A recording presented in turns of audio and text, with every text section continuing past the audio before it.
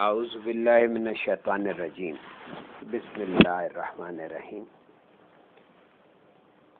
کل ہم نے جو چیپٹر پڑھا اس کا عنوان تھا لازمانیت۔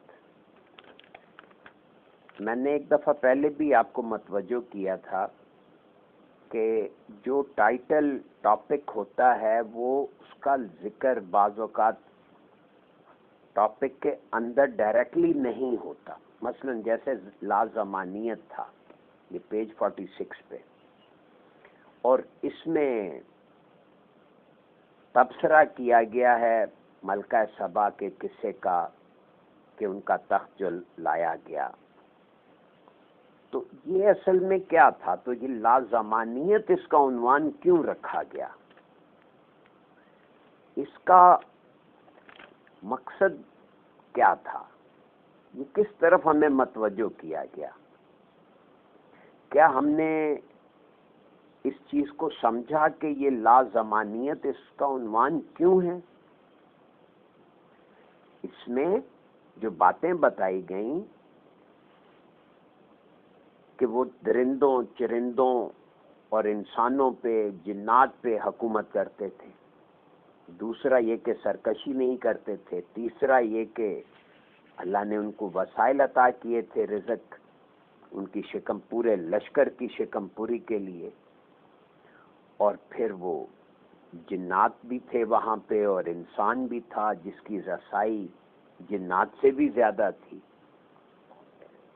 اور وہ سارا رسائی کی وجہ یہ تھی، اس کی جنات سے زیادہ رسائی کی وجہ یہ تھی کہ اسے ٹائم پہ کنٹرول تھا، اس کو حواسوں پہ کنٹرول تھا، اس کو کتاب کا، سانچوں کا علم تھا۔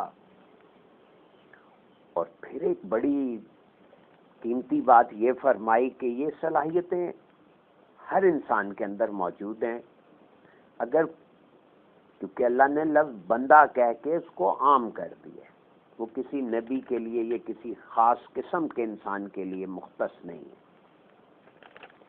تو اس سارے قصے کا عنوان لازمانیت کیوں تھا؟ یعنی یہ سارے تصرفات انسان کو تبھی حاصل ہو سکتے ہیں جب وہ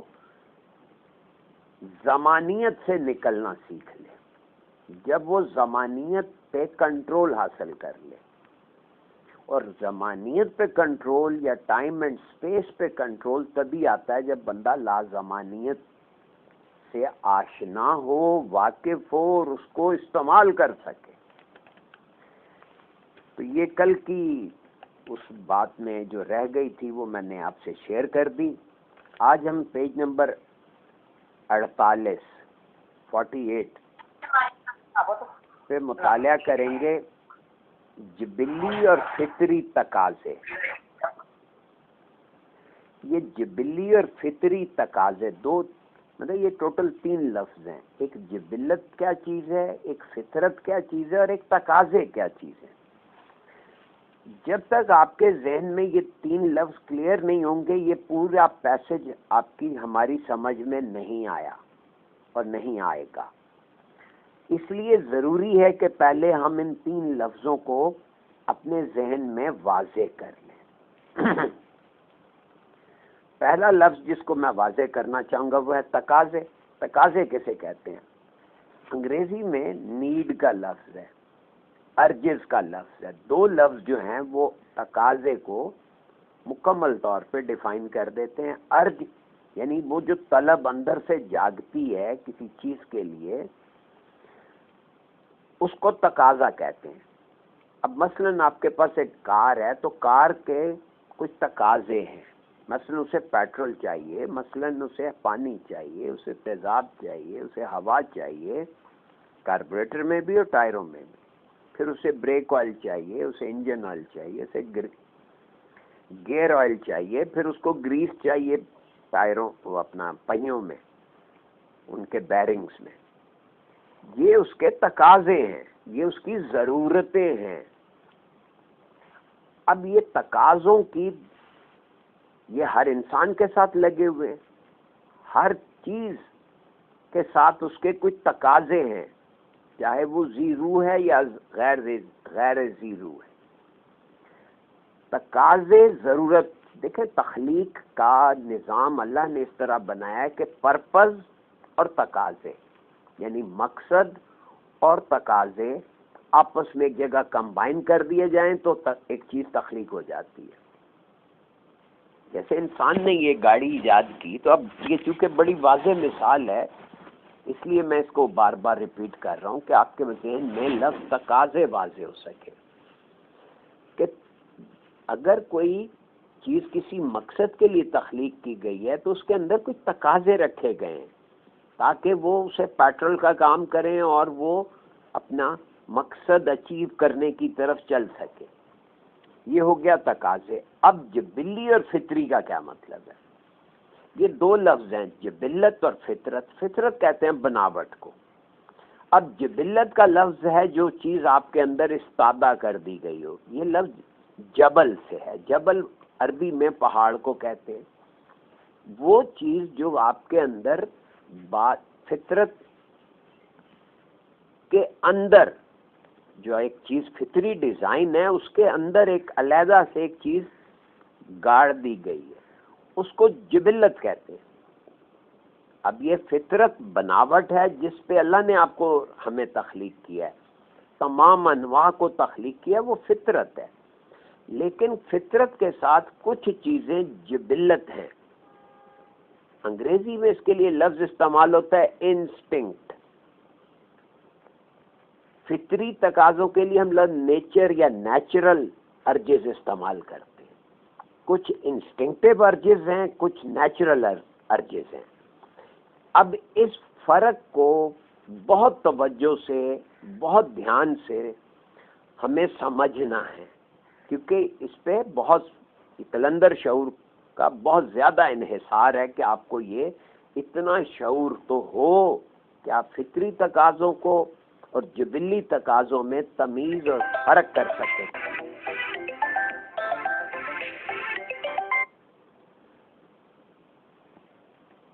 اب یہ پہلے یہاں تھوڑا سا پڑھتے ہیں، پھر اس کے بعد ساتھ ساتھ وضاحت آتی چلی جائے گی کہ حضور مشتاق کریم ارشاد فرماتے ہیں کہ انسان دو تقاضوں سے مرکب اور محرک ہے. یعنی انسان کے اندر دو قسم کے تقاضے کام کرتے ہیں، وہ ان سے مرکب بھی ہے اور محرک بھی ہے، یعنی ان کو تحریک ملتی ہے ان دو قسم کے تقاضوں سے. ایک تقاضا جبلی ہے، یعنی ایک قسم تقاضوں کی جبلی ہے اور دوسری قسم ہے فطری. اب پہلا فرق یہ فرمایا کہ جبلی تقاضے پر ہم با اختیار ہیں. اسے نوٹ کر لیں. جبلی تقاضے وہ ہیں جو ہمارے اختیار میں ہیں، جن کو ہم ٹوٹلی اگنور کر سکتے ہیں، جن کے بغیر بھی ہمارا گزارا ہو سکتا ہے، ہم ان پہ با اختیار ہیں. اور فطری تقاضے پر ہمیں کسی حد تک تو اختیار ہے، مگر اس تقاضے کو کلیتاً رد کرنے پر اختیار نہیں رکھتے. اب آپ ایک باریکی نوٹ کریں کہ میں نے لفظ تقاضے پڑھا، یہاں لفظ ارادے لکھا ہوا ہے، مگر اس ارادے کو کلیتاً رد کرنے پر اختیار نہیں رکھتے. یہاں پہ لفظ ارادے کے بجائے میں نے تقاضے پڑھا، یعنی تقاضے کا ایک فارم، اس کی ایک قسم یہ ہے کہ ہم اس کو آل ٹوگیدر کینسل کر سکتے ہیں، اور فطری تقاضے کو ہم کسی حد تک تو روک سکتے ہیں، کسی حد تک ہمیں یہ اختیار حاصل ہے، لیکن ہم اس کو کلیتاً رد کرنے پر اختیار نہیں رکھتے. یہ ایک نظام ہے جو فطرت اور جبلت پر قائم ہے. اب جبلت میں ہر نوع اور ہر نوع کا ہر فرد، جبلت میں یاد رکھیں، جبلت میں ہر نوع اور ہر نوع کا ہر فرد ایک دوسرے سے محسوساتی رشتہ رکھتا ہے. یہ پہلی بات کیا ہوئی کہ جبلی تقاضے پہ ہم با اختیار ہیں، دوسرا یہ کہ ہم ہر نوع کا ہر فرد ایک دوسرے سے محسوساتی رشتہ رکھتا ہے. یہ رشتہ جو ہے دیگر انواع اور دیگر انواع کے افراد کے ساتھ، یہ جبلت ہے، یہ فطرت نہیں ہے.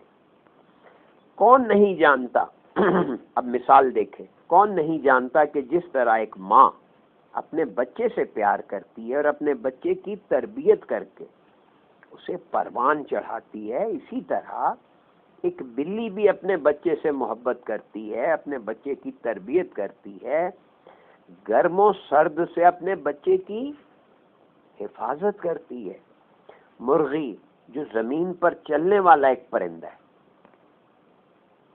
وہ بیک وقت اپنے کئی بچوں کو اپنے ساتھ رکھتی ہے اور ہر طرح سے ان کی حفاظت اور تربیت کرتی ہے. ماں کوئی بھی ہو، وہ مرغی ہو، کبوتر ہو، شیرنی ہو، بکری ہو، ممتا کا جذبہ تمام نوع میں مشترک ہے. یعنی کیا ثابت کیا، کیا بات ارشاد فرمائی کہ فطرت اور چیز ہے، یہ ماں کی محبت جبلت ہے. ماں کی محبت کو جبلی تقاضا کہا ہے اور اس میں تمام انواع آپس میں اشتراک رکھتی ہیں. جبلت میں کوئی بھی فرد اپنے ارادے اور اختیار سے تبدیلی کر سکتا ہے. اب اس کو سمجھیں. مثلا آپ نے دیکھا انسانوں میں یہ بعض لوگ بچے کو اڈاپٹ کر لیتے ہیں اور پھر اس بچے سے بھی اتنی ہی محبت کرتے ہیں جیسے ان کا اپنا بچہ ہو. ہاں یا نہیں؟ یہ بات ہم سب کے مشاہدے میں. وہ کیسے ہوتا ہے؟ کیونکہ وہ فطری جذبہ ہوتا تو وہ کبھی نہ کر سکتے. وہ چونکہ جبلی تقاضا ہے، ایک جبلت ہے، لہذا اس کو وہ کیا کہتے ہیں، اس کو آلٹر کر سکتے ہیں، اس کو اپنی طرزوں میں ڈھال سکتے. جبلت میں کوئی بھی فرد اپنے ارادے اور اختیار سے تبدیلی کر سکتا ہے، لیکن فطرت میں کسی نوع کا کوئی فرد تبدیلی نہیں کر سکتا. یعنی یہ جبلت میں آپ چینج کر سکتے ہیں، فطرت میں تبدیلی نہیں ہو سکتی. یہ آ گئی. اب مثال دیکھیں کیا دے رہے ہیں. پیدا ہونا ایک فطری عمل ہے. پیدائش کا پورا پروسیس ایک فطری عمل ہے. پیدائش کے بعد بھوک پیاس کا تقاضا بھی ایک فطری عمل ہے. اسی طرح کوئی آدمی، کوئی فرد خواہ زمین کے کسی خطے پر موجود ہو، اس بات پر اختیار نہیں رکھتا کہ وہ ساری زندگی کچھ نہ کھائے. یعنی کھانا اس کی مجبوری ہے کیونکہ یہ ایک فطری تقاضا ہے. ساری زندگی سوتا رہے یا جاگتا رہے یہ نہیں ہو سکتا، کیونکہ سونا اور جاگنا فطری عمل ہیں. ان پہ تھوڑا بہت کنٹرول تو ہے کہ آپ 8 گھنٹے سو جائیں، آپ 10 گھنٹے سو جائیں، آپ 4 گھنٹے سو جائیں، یہ آپ کر سکتے ہیں، لیکن یہ نہیں ہو سکتا کہ آپ سوئیں ہی نہ. آپ 20 گھنٹے جاگ سکتے ہیں، 36 گھنٹے جاگ سکتے ہیں، 72 گھنٹے جاگ سکتے ہیں، لیکن سونا تو پھر بھی ہے. یعنی اس پہ اختیار کی بات یہ بتا رہے ہیں کہ فطری تقاضے اور جبلی تقاضوں میں کیا فرق ہوتا ہے. ہر آدمی یا ہر نوع کا ہر فرد اب جس طرح کھانا کھانے، پانی پینے پر مجبور ہے، اسی طرح سونے اور جاگنے پر بھی مجبور ہے. اب اس توجیہ کے پیش نظر یہ بات منکشف ہوتی ہے کہ افراد کائنات میں ہر فرد جبلت اور فطرت کے اعتبار سے آپس میں ایک ذہنی ارتباط رکھتے ہیں. اب ذرا غور کریں کہ ہر فرد کائنات میں، ہر فرد یعنی ہر نوع کا ہر فرد جبلت اور فطرت کے اعتبار سے آپس میں ایک ذہنی ارتباط رکھتا ہے اور ایک مشترک رشتے میں منسلک ہے. جب ہم فطرت اور جبلت کا گہرائی میں مطالعہ کرتے ہیں تو ہمیں ایک نیا شعور حاصل ہوتا ہے. یہ شعور جو ہمیں حاصل ہوتا ہے یہ انسان اور جنات کے علاوہ کسی دوسری نوع کو حاصل نہیں ہے. اب اس شعور کی اہمیت پہ ذرا تبصرہ سماعت فرمائیے. جب انسان کے اندر سوچ اور فکر کا یہ شعور متحرک ہو جاتا ہے تو اس کی نظر، اس کی فہم، اس کا ادراک اور اس کی بصیرت، کتنی چیزیں، اس کی نظر، اس کی فہم یعنی اس کی سمجھ، اس کا ادراک جو وہ سمجھتا ہے، اس کی بصیرت یعنی اس کی وزڈم، اسے لازماً اس طرف متوجہ کرتی ہے کہ با اختیار انسان مجبور محض بھی ہے. مجبور محض ہے نہیں کہا، بھی، یعنی وہ مجبور بھی ہے اور با اختیار بھی ہے. اس کھیل کو سمجھنے کے لیے آپ کو فطرت اور جبلت سے آشنا کیا جا رہا ہے کہ آپ اس چیز کو واشگاف سمجھ لیں کہ انسان با اختیار بھی ہے اور مجبور محض بھی. اب یہ مجبور ہونا اس بات کی دلیل ہے کہ ہماری تمام زندگی کا کنٹرول کسی ایسی ہستی کے ہاتھ میں ہے جس کا اختیار کائنات کے اوپر محیط ہے. مذاہب اس ہستی کے مختلف نام رکھتے ہیں. میں یہاں پہ رک کے ذرا تھوڑا سا آپ سے اس کی وضاحت، جبلت اور فطرت کے کانسیپٹ کو مزید واضح کرنے کی اجازت چاہوں گا. حضور مرشد کریم نے کس سلیقے سے، کس طریقے سے بتا دیا کہ فطرت کیا ہے اور جبلت کیا ہے. قرآن کریم میں نے عرض کیا کہ لفظ جبل جو ہے یہ پہاڑ کے لیے استعمال ہوتا ہے اور اسی سے لفظ جبلت بھی ہے. تو جہاں جہاں قرآن میں جبال کا ذکر آیا ہے وہاں آپ غور کر کے دیکھیں کہ وہ جبلت کی بات بھی تو ہو سکتی ہے. یعنی کہیں کہا کہ الجبال اوتادا، ان کو پہاڑوں کو میخوں کی طرح گاڑ دیا، اور ایک جگہ فرمایا کہ سیرت الجبال، یعنی جبال کو چلا دیا جائے گا، پہاڑوں کو ہٹا دیا جائے گا، کل ہن المنفوش کر دیا جائے گا، دھنکی ہوئی اون کی طرح اڑا کے رکھ دیا جائے گا. اصل میں یہ جب آدمی زندگی میں قدم رکھتا ہے تو وہ فطرت کے مطابق ہوتا ہے، رفتہ رفتہ جبلت کو اپناتا ہے. مثلا جب بچہ پیدا ہوتا ہے وہ بے لباس ہوتا ہے، وہ لباس ساتھ لے کر نہیں آتا ہے. انسانی شعور نے لباس ایجاد کیا اور اس کو اس کی فطرت بنا دیا. اب اسی طرح کھانا، بکری جو ہے وہ گھاس کھاتی ہے، شیر جو ہے وہ گوشت کھاتا ہے، انسان سب کچھ کھا جاتا ہے. اب یہ جبلت ہے، وہ کچھ چاہے تو کچھ بھی نہ کھائے، مطلب ہے ایک چیز کھاتا رہے، چاہے تو 10 چیزیں کھاتا رہے. یہ جبلی تقاضے ہیں. اب بچے سے پیار کرنا، ہاں کئی مائیں ہیں جو اپنے بچوں کے کرتوتوں سے نالاں ہو کے ان سے پیار کرنا بند کر دیتی. یعنی یہ جبلت، اگر یہ فطرت ہوتی تو ماں ہر حال میں مجبور ہوتی. ہم لوگوں کے مسکنسیپشن یہ ہیں کہ جی ماں کا پیار ایک فطری عمل ہے، اسی طرح جیسے ہم سمجھتے ہیں کہ غصہ آنا ایک فطری عمل ہے. نو، اگر غصہ فطری ہوتا تو اللہ کبھی منع نہ کرتا. تو یہ لفظ جبلت اور فطرت، یہ دو، میں نے جہاں تک میرا تجربہ ہے اکثر لوگ اس سے کنفیوز رہتے ہیں، اس کو پراپرلی تھنک اوور نہیں کرتے.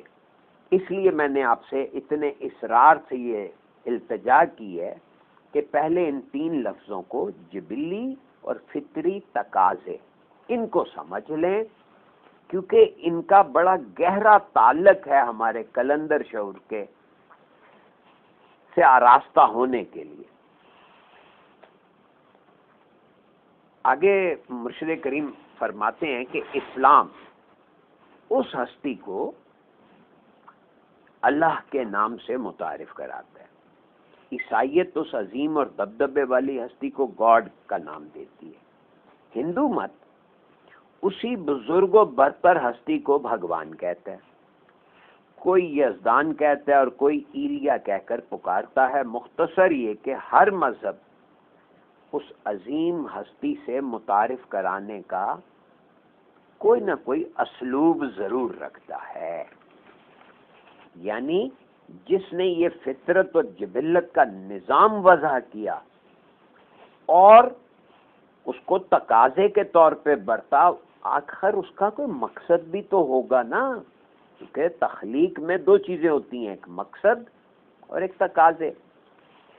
اگر آپ یہ سمجھیں اور اس کو سمجھنا چاہیں کہ انسان کی تخلیق کا اصل مقصد کیا ہے،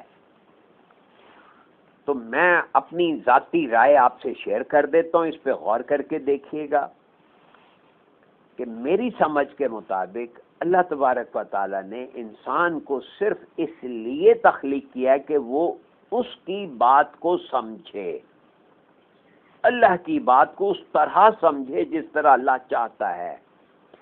اس کے لیے ہمیں اپنی عقل، فہم، بصیرت اور شعور کو بڑھانا ہے. اتنا بڑھانا ہے کہ ہم اللہ کی بات کو سمجھیں، اللہ کی بات میں موجود پوشیدہ حکمتوں تک ہماری رسائی حاصل ہو سکے. اس کے لیے آپ کو تقاضوں کی تکمیل بھی کرنی ہے، لیکن اپنے پرپز کو بھی مد نظر رکھنا ہے. اس سے اگلا موضوع ہے جی استغنا کا.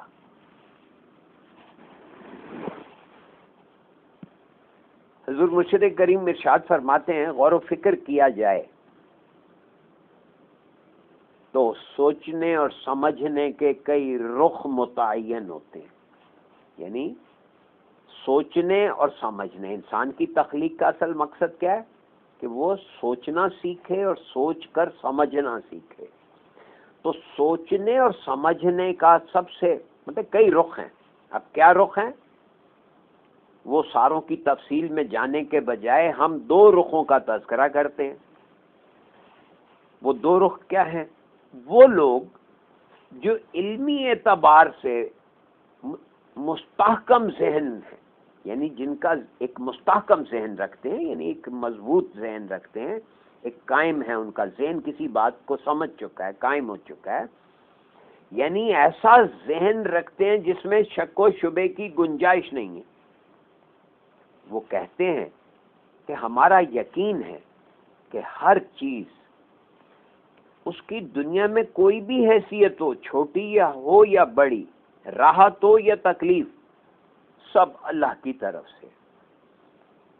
یعنی سوچنے اور سمجھنے کے دو رخ، اور پہلا رخ کیا ہے کہ کائنات میں جو کچھ موجود ہے، جو کچھ ہو رہا ہے، یہ سب اللہ کی طرف سے. ان لوگوں کے مشاہدے میں یہ بات آ جاتی ہے، یعنی ان کو یہ آبزرویشن حاصل ہوتی ہے، وہ آبزرو کر چکے ہوتے ہیں کہ کائنات میں جو کچھ موجود ہے، جو ہو رہا ہے یا جو ہو چکا ہے یا آئندہ ہونے والا ہے، اس کا براہ راست تعلق اللہ کی ذات سے ہے. یعنی جس طرح اللہ کے ذہن میں کسی چیز کا وجود ہے، اسی طرح اس کا مظاہرہ ہوتا ہے. اب یہ اس طرز کو مزید واضح کرنے کے لیے فرما رہے ہیں کہ فلسفیانہ طرز فکر کو نظر انداز کرتے ہوئے ہم اس بات کو چند مثالوں میں پیش کرتے ہیں. مثال دیکھیں، زندگی کا ہر عمل اپنی ایک حیثیت رکھتا ہے. زندگی کا ہر عمل ایک حیثیت رکھتا ہے. اس حیثیت میں معنی پہنانا دراصل طرز فکر کی تبدیلی ہے. غور کریں کیا قیمتی جملہ ہے. یعنی ہر عمل ایک حیثیت رکھتا ہے، ہم اس حیثیت کو کیا معنی پہناتے ہیں، یہ ہے طرز فکر. ہم اگر اس کو ایک ڈیفرنٹ میننگ پہنائیں گے تو ہماری طرز فکر میں تبدیلی واقع ہو جائے گی. مثلا میں ایک مثال عرض کر دیتا ہوں. ایک بندہ ہے، اس کو گلاب کا پھول اتنا اچھا نہیں لگتا، لیکن اگر اس کی طرز فکر میں تبدیلی ہو جائے گی تو وہ اسے گلاب کا پھول اچھا لگنے لگے گا، کیونکہ وہ جب اللہ کی طرف متوجہ ہوگا تو دیکھے گا کہ اللہ نے کیا صنائی کی ہے تو اس کو اچھا لگے گا، ورنہ وہ ذاتی پسند ناپسند کے ہاتھوں اس کو سطحی لے رہا تھا۔ تو میننگ میں تبدیلی اس طرح واقع ہوتی ہے۔ دوبارہ سماعت فرمائیے، زندگی کا ہر عمل اپنی ایک حیثیت رکھتا ہے، اپنی ایک حیثیت رکھتا ہے، ویدر یو لائک اٹ اور whether you don't like it, یہ میننگ ہے۔ اس حیثیت میں معنی پہنانا یہ طرز فکر میں تبدیلی ہے۔ ہمارا یقین ہے کہ ہر چیز جس کا وجود اس دنیا میں ہے یا آئندہ ہوگا وہ کہیں پہلے سے موجود ہے، یعنی دنیا میں کوئی چیز اس وقت تک موجود نہیں ہو سکتی جب تک وہ پہلے سے موجود نہ ہو۔ Pre existence of anything is a must for its existence. کسی بھی چیز کے موجود ہونے کے لیے لازم ہے کہ وہ کہیں پہلے موجود ہو، تب وہ مادی زون میں موجود ہو سکتی ہے۔ کوئی آدمی اس لیے پیدا ہوتا ہے کہ وہ پیدا ہونے سے پہلے کہیں موجود ہوتا ہے۔ آدمی زندگی کے نشیب و فراز، دن اور ماہ و سال کے وقفے پہلے سے ایک فلم کی صورت میں ریکارڈ ہیں۔ اس فلم کو ہم کائناتی فلم یا لوح محفوظ کہتے ہیں۔ یعنی انسان کی تمام تر جو سرگرمیاں ہیں وہ ایک فلم کی صورت میں کہیں موجود ہیں، وہ وہاں سے ٹرانسلیٹ ہو کر اس مادی زون میں مظہر بن رہی ہیں۔ اب یہاں پہ آپ اس پہ غور کیجئے گا، ہم کل آگے پڑھیں گے، اس کو ذرا توجہ سے یہاں رک جاتے ہیں، یہاں پہ اس پہ توجہ دیجئے گا کہ لوح محفوظ کی صورت میں کیا ہمارے اعمال اور افعال بھی ریکارڈ ہیں؟ تو دی آنسر از نو۔ آپ کو لوح محفوظ پہ 3 راستے دیے گئے ہیں، رائٹ، لیفٹ اور اسٹریٹ۔ جب آپ دائیں طرف مڑیں گے تو آپ کو جنت ملے گی، بائیں طرف مڑیں گے جہنم ملے گی۔ میں مثال دے رہا ہوں۔ آپ سیدھا چلیں گے تو آپ کی ملاقات اللہ میاں سے ہو جائے گی، آپ اللہ سے براہ راست واصل ہو سکیں گے۔ یہ تینوں آپشن لوح محفوظ پہ موجود ہیں۔ آپ کو اختیار دیا گیا کہ آپ دائیں طرف چلیں یا بائیں طرف ٹرن کر جائیں یا سیدھا چلیں۔ اگر آپ سیدھا چلتے ہیں یعنی جو بھی طرف آپ فیصلہ آپ کا ہوگا وہ فیصلہ کتاب المرقوم بن جائے گا، یعنی لوح محفوظ میں ہر قدم پہ آپ کو 3 آپشن ہر چیز کے ملیں گے۔ اس لیے یہ جو مغالطہ ہے، جو ہم نے سطحی طور پہ اس کو پڑھ کے ایک بنا لیا اپنے ذہن میں کہ جی میرے تو سارے اعمال پہلے سے طے ہیں، لہذا مجھے کوئی اچھا یا برا عمل کرنے کی کیا ضرورت ہے، یہ تو اللہ چاہ رہا ہے۔ نہیں، یہ بڑی غلط سوچ ہے، مس لیڈنگ اور مس گائیڈنگ سوچ ہے۔ لوح محفوظ پہ کیا ہے ذرا غور کیجئے، زندگی کے نشیب و فراز اور ماہ و سال کے وقفے۔ کیا بتایا؟ کہیں ذکر ہے اعمال اور افعال کا؟ دی آنسر از نو۔ آدمی کی زندگی کے نشیب و فراز، دن اور ماہ و سال کے وقفے پہلے سے ایک فلم کی صورت میں ایک ریکارڈ ہیں، اور اس فلم کائناتی فلم کو ہم لوح محفوظ کہتے ہیں۔ یہاں رک جاتے ہیں۔ جی جناب، ٹھیک ہے ڈاکٹر صاحب؟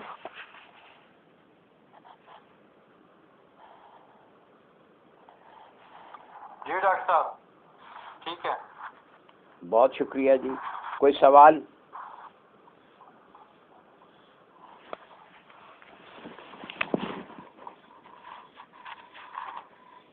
ڈاکٹر صاحب ہر چیز من جانب اللہ ہے۔